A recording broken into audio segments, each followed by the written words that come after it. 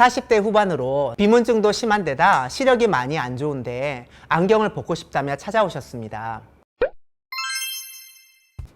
안녕하세요, 나승진 원장입니다. 혹시 눈앞에 검은 점이나 실 같은 것이 떠다니는 경험을 해보신 적이 있을까요?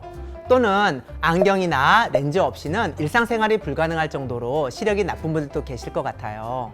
이 두 문제는 별개의 문제처럼 보이지만 실제로는 깊은 연관이 있는데요.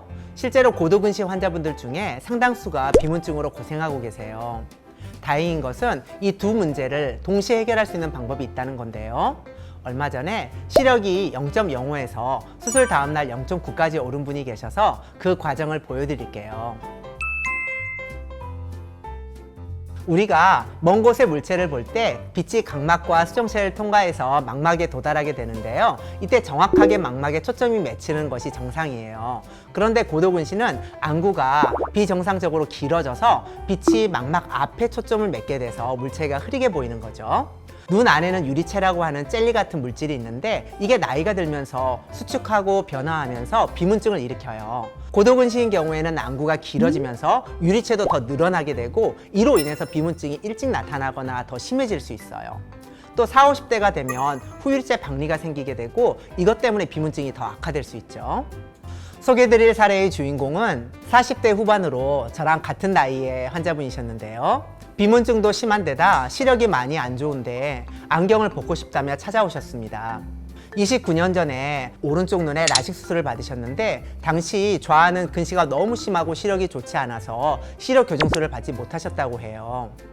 내원 당시 시력 상태를 보면 오른쪽에 근시 퇴행으로 마이너스 4디옵터의 근시가 있었고 교정 시력은 0.8, 근거리는 J5 정도 보셨어요. 완전 교정을 하면 먼 곳은 잘 보시지만 근거리가 불편한 상태였죠. 왼쪽 눈은 무려 마이너스 22디옵터의 근시로 교정을 해도 0.15에 불과한 초고도 근시 상태였어요. 이제 망막 상태를 한번 볼게요. 양안 모두 비문증이 심하지만 특히 왼쪽의 경우에 검은색의 비문증뿐만 아니라 주변에 회색 구름처럼 보이는 유리체 혼탁이 꽤 있었어요. 아마 아주 많이 불편하셨을 것 같고요. 다행인 것은 양쪽 모두 근시가 심한 것에 비해서 망막의 중심 부인 황반부가 건강한 상태였어요. 각막 지용도를 보면 라식으로 교정된 부분이 하늘색 영역인데요. 이 영역을 광학부라고 해요. 요즘엔 야간 빛번짐 등을 막기 위해서 광학부를 6.5mm 기준으로 하지만 환자분의 경우에 29년 전에 수술을 받으셔서 당시에 5mm로 좁게 수술이 되었어요. 그래도 90년대 라식 수술을 하신 것을 감안하면 꽤 잘 되어 있는 편이었어요. 계산상으로 약 8디옵터의 근시를 교정한 것으로 보였는데요. 이렇게 6디옵터를 넘는 고도근시의 경우 시간이 지남에 따라 서서히 근시가 다시 생기는 근시 퇴행 현상이 잘 나타납니다. 특히 광학부가 좁을수록 이런 근시 퇴행이 더 잘 일어나는 경향이 있어요.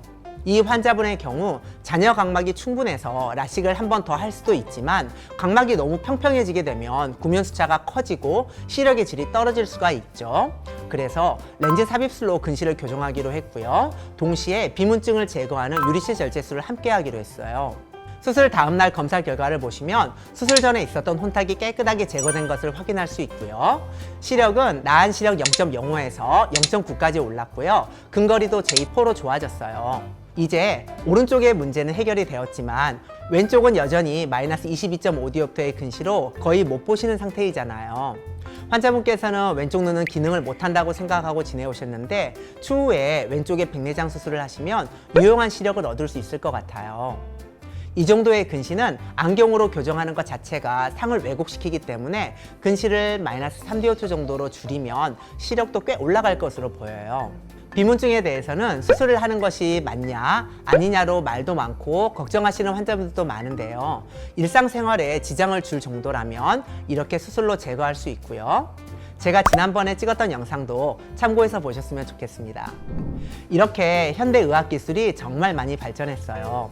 꼭 기억하셔야 될 점은 사람의 눈은 전부 달라서 오늘 소개해드린 방법이 모든 분들께 똑같이 적용될 수는 없다는 사실이에요. 각자의 눈 상태, 생활 패턴, 직업 등 다양한 요소를 종합적으로 고려해야 최적의 치료 방법을 찾을 수 있습니다.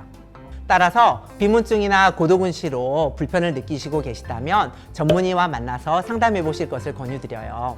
오늘 영상도 도움이 되셨으면 좋겠습니다. 감사합니다.